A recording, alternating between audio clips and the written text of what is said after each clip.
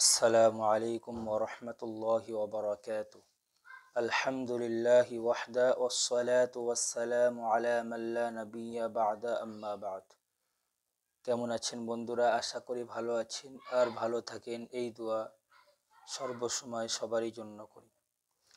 আজকের একটি খুবই গুরুত্বপূর্ণ তদবির নিয়ে আপনাদের সামনে এসেছি।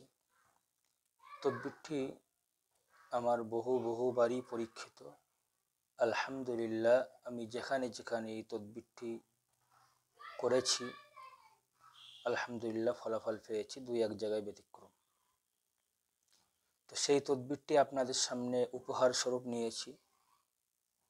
আগেই বলবো যে এই তদবিরটিকে নিজেও যদি এরকম মুসিবতে পড়েন নিজের জন্য ব্যবহার করবেন এবং অপর ভাই যারা মুসিবতে পড়ে আছে তাদের কাছেও শেয়ার করবেন, যাতে করে মানুষ এই পেরেশানিয়াত থেকে যেন আল্লাহ এই তদবিরের বাবার কথা হেফাজত করেন।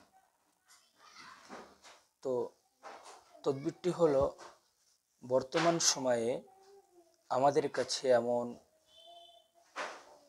খবর বেশি উঠে আসছে যে বেশিরভাগ ব্যক্তি আমাদের কাছে ফোন করে জানাচ্ছে, হুজুর আমার স্ত্রী চলে গিয়েছে। এমনকি এই সমস্যা থেকে আলেম সমাজও বেঁচে নাই। তাই ভাবলাম যে এমন একটি তদবির আপনাদের কাছে উপহার দেব। ইনশাআল্লাহ আপনি ইখলাসের সহিত যদি এই তদবির করতে পেরেছেন, আপনার স্ত্রী আপনার ওপরে রাগ করে গুসা করে যদি চলে যায়, ইনশাআল্লাহ আমি আল্লাহ তাআলার কাছে আশাবাদী, আপনি যদি ইখলাসের সহিত যদি এই তদবিরটি করতে পারেন তো ইনশাআল্লাহ অতি শীঘ্রই এর ফলাফল দেখতে পাবেন।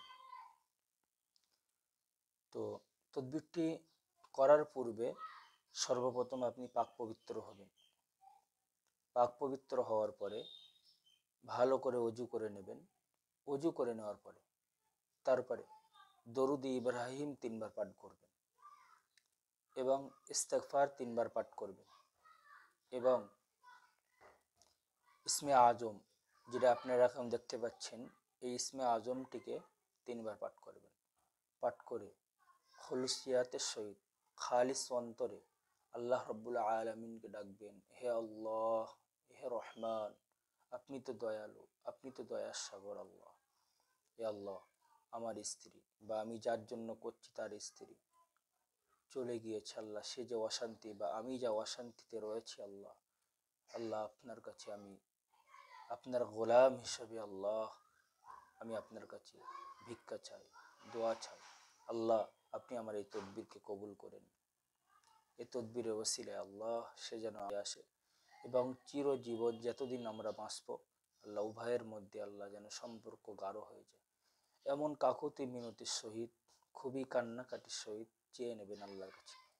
নেওয়ার পরে তারপরে আপনি এই যে তদবিরটি দেখতে পাচ্ছেন, এই তদবিরটিকে আপনি একটি সুন্দর কাগজ এর উপরে, সাদা কাগজের উপরে আপনি জাফরান কালি দিয়ে লিখবেন, সব থেকে ভালো হয়। জাফরান কালি যদি না থাকে আপনি লাল কালি দিয়ে লিখতে পারেন, তবে জাফরান কালি দিয়ে লেখা সর্বোত্তম।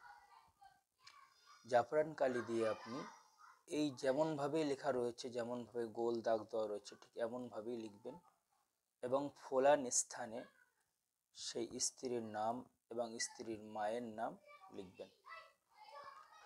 লেখার পরে আপনি আবার 3 বার দরুদ ইব্রাহিম পাঠ করে নেবেন। নিয়ে ওই কাগজটাকে আপনি ভাঁজ করবেন, ভালো করে ভাঁজ করে নিয়ে ভারী একটি পাথরের নিচে ওটাকে চাপা দিয়ে রাখবেন। কমসে কম 5 কেজির উপরে যেন হয়ে থাকে ওটা। তো এই পাথরটাকে আপনি পাক পবিত্র স্থানে, পাথরটি অবশ্যই পাক পবিত্র হওয়া চাই, পাক পবিত্র স্থানে উঁচু একটি জায়গায় আপনি যদি চাপা দিয়ে রাখেন, ইনশাআল্লাহ আমি আল্লাহ তাআলার কাছে আশাবাদী, স্ত্রী আপনার উপরে যতই রাগ করে চলে যাক না কেন, যদি আপনি এই তদবিরটি করেন অতি শীঘ্রই আপনার স্ত্রী আপনার ঘরে ফিরে আসবে। এটা বহুবারই আমার পরীক্ষিত। তো আজকের এই পর্যন্ত। ভালো থাকেন, সুস্থ থাকেন। আবার অন্য সময় অন্য কোনো ভিডিওয় আপনাদের কাছে আসব। আল্লাহ আমাদের সকলকে যেন দ্বীনের জন্য কবুল করেন। আসসালামু আলাইকুম ওয়া রাহমাতুল্লাহি ওয়া বারাকাতুহু।